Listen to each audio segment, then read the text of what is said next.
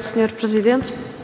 Cumprimento o Presidente da Associação Nacional de Municípios, restantes membros do Conselho Diretivo e queria também fazer aqui uma referência e saudar e agradecer à Associação Nacional de Municípios mais uma vez, tem sido essa a prática, mas de facto de nos remeter com antecipação a opinião e a análise em relação ao Orçamento do Estado, que é sempre um elemento de consideração e que nós temos em conta também na nossa análise e naquela que será naturalmente também a nossa opinião.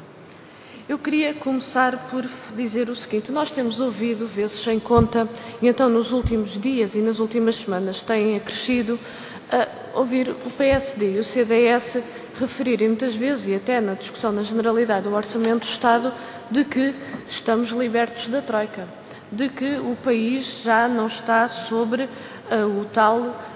a aplicação do tal memorando de entendimento. Mas depois, quando olhamos para a proposta de Orçamento do Estado, a verdade é que mantém-se, aliás, e até se agrava o caminho que optaram e que têm vindo a seguir até ao momento. E isto revela um aspecto que é, de facto, com Troika ou sem Troika, e não vale a pena darem a dizer de quem é a responsabilidade, se é do PS, se é do PSD, se é do CDS, é dos três.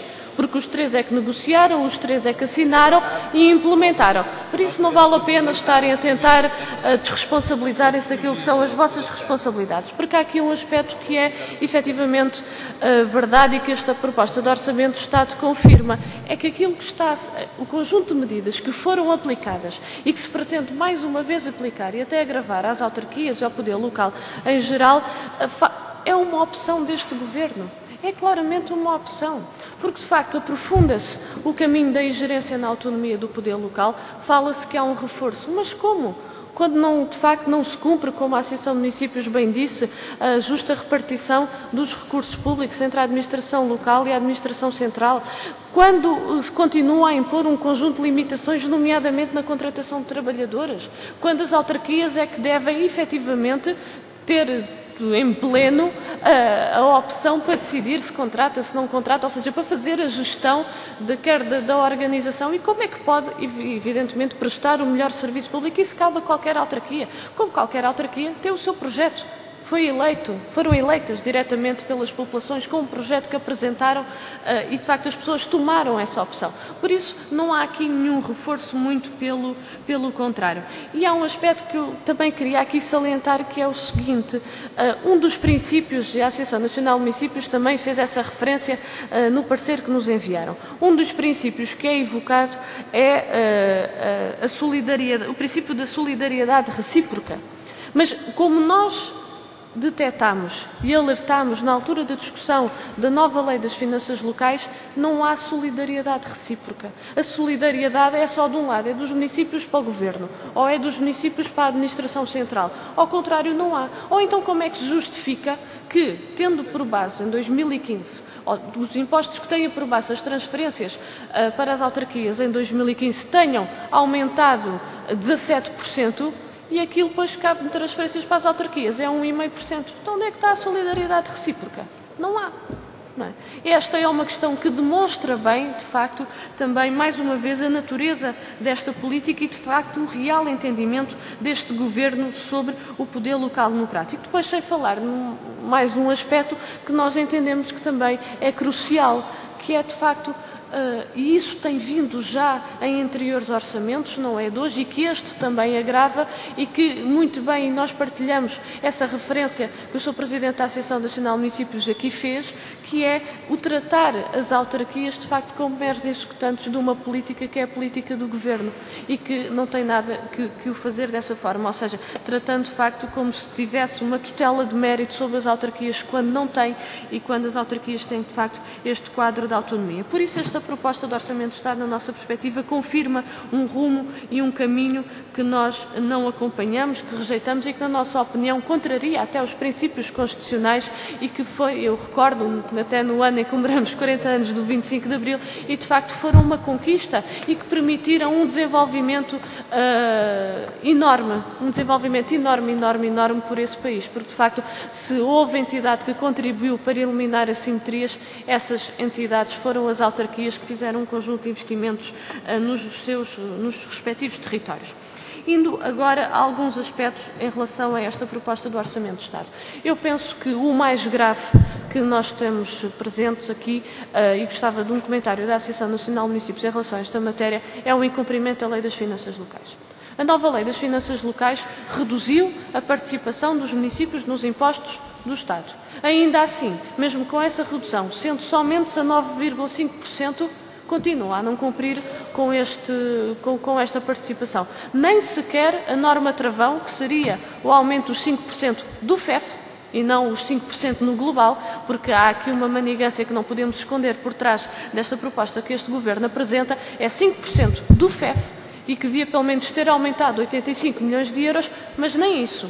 Não é? E, de facto, há aqui um claro incumprimento do Governo da Lei das Finanças Locais. É uma matéria, ou seja, as anteriores transferências também, os sucessivos governos não foram cumpridos. Mas, mais uma vez, mesmo reduzindo essa participação dos municípios, a lei não é cumprida e nós estivemos contra esta lei. Nós considerávamos que os municípios deviam ter uma maior participação em cumprimento daquele que é um dos princípios constitucionais da justa repartição dos recursos públicos entre a Administração Central e a Administração Local. Mas nem isso é cumprido. E este, de facto, é um primeiro aspecto que salta à vista nesta proposta de lei. A segunda questão tem a ver com os transportes escolares.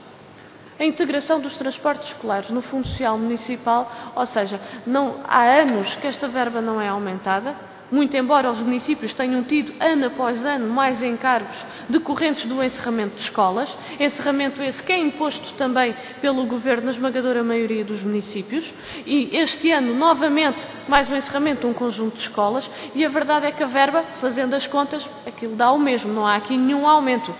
Por isso, esta é uma matéria, ou seja, mais encargos para os municípios em relação a esta questão. Terceira nota também sobre as transferências, que tem a ver com o incumprimento das transferências para as áreas metropolitanas e para as comunidades intermunicipais. E o Governo dá-se inclusivamente justifica esta transferência com a estabilidade orçamental. Ou seja, em cumprimento da lei, não há nenhuma solidariedade recíproca, ainda falam em estabilidade orçamental, que eu acho que é um argumento fora de série, que não tem qualquer ponta por onde se lhe pega. Depois há um conjunto de outros aspectos que eu também gostava de um comentário da Associação Nacional de Municípios, que tem a ver com as sucessivas retenções arbitrárias que esta proposta de lei traz. As anteriores também já traziam, ou seja, se não cumprir o pagamento, como está estipulado, já havia uma retenção de X% nas transferências do Orçamento do Estado, mas nesta proposta de lei eu penso que isto vai de uma forma, ou seja, quase é do SNS, é em relação às transferências para a DGAL, é no que respeita à redução dos trabalhadores, às disposições com o pessoal dirigente, ou seja, isto é um longo caderno que aqui vai, que por tudo e por nada o Governo considera que tem na sua mão o poder para reter uma transferência que é da responsabilidade dos municípios.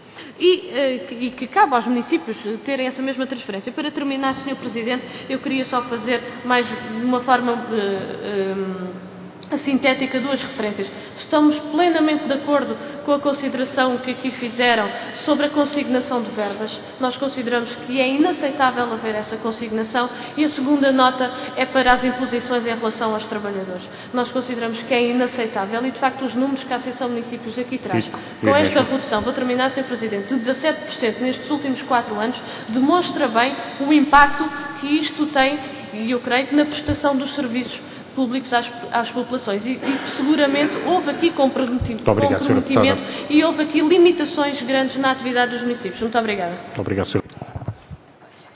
Muito obrigada, Sr. Presidente.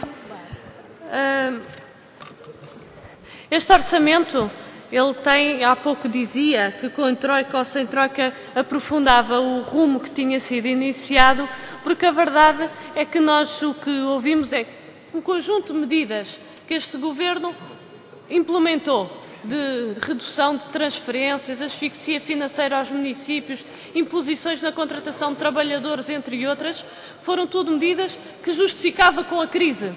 Então, se agora a troika se foi embora e, segundo o PSD e o CDS, a crise passou, agora justificam as mesmas medidas e, para pior, agravadas com a recuperação e com a necessidade de manter a dita consolidação, como é referido. A verdade é que nós estamos perante esta proposta e eu reitero aqui novamente esta referência que fiz há pouco. Uma proposta de lei que não cumpre a Lei das Finanças Locais e que não transfere para os municípios aquilo que deveria transferir, nem cumpre os princípios constitucionais, nem o princípio que foi colocado de tal solidariedade recíproca. Eu queria aqui fazer, há pouco, como não tive tempo, agora sim poder desenvolver. A consignação do aumento do FEF e do aumento do IMI para o FAM, para o pagamento das dívidas em atraso, nós entendemos de facto que isto é mais uma das medidas, não é nova, agrava-se este ano, porque engloba aqui e alarga para este aumento do FEF, mas a verdade é que, há pouco o Sr. Deputado falava, o Jorge Paulo Oliveira, falava do reforço da autonomia do poder local democrático. Gostava de saber onde é que está aqui a autonomia reforçada, quando, efetivamente, as autarquias não podem pôr e dispor, efetivamente, aquelas são as transferências que têm por direito e daquilo que está ao nível da Lei das Finanças Locais. Porque a verdade é que esta consignação constitui uma ingerência inaceitável na autonomia do poder local democrático. Os trabalhadores, de facto, esta é uma questão que nós temos colocado e que nós temos referenciado e que limita, que tem aqui dois aspectos. Por um lado, a destruição do emprego público, que impõe também este Governo, fez na Administração Central e que impõe às autarquias na Administração Local, mas que, obviamente, cria limitações várias para que as autarquias possam cumprir com as suas responsabilidades. E há aqui uma outra questão, que é a Lei dos Compromissos e do Pagamento em Atraso. Porque esta Lei dos Compromissos e do Pagamento em Atraso coloca graves limitações no dia-a-dia das autarquias e que limitações essa que não permitem que as autarquias respondam aos problemas das populações por uma questão meramente administrativa. E a verdade é que a Lei dos Compromissos e do Pagamento em Atraso não se coaduna com a gestão municipal nem com as necessidades de dar resposta às populações. Por isso, para terminar, dizer o seguinte, em jeito de conclusão, de facto, que esta proposta de lei do Orçamento do Estado, mais uma vez, vai no sentido de desvalorizar o poder local democrático, não respeitar os princípios que estão subjacentes a este poder local democrático que foi conquistado e que, efetivamente, mais uma vez, impõe e limita a atuação das autarquias para poder resolver os problemas das respectivas populações. E, de facto, a situação dos municípios, hoje, dizer só isto para terminar, que a situação hoje dos municípios está efetivamente pior. Está pior porque aumentam um conjunto de imposições que limitam a sua atividade municipal.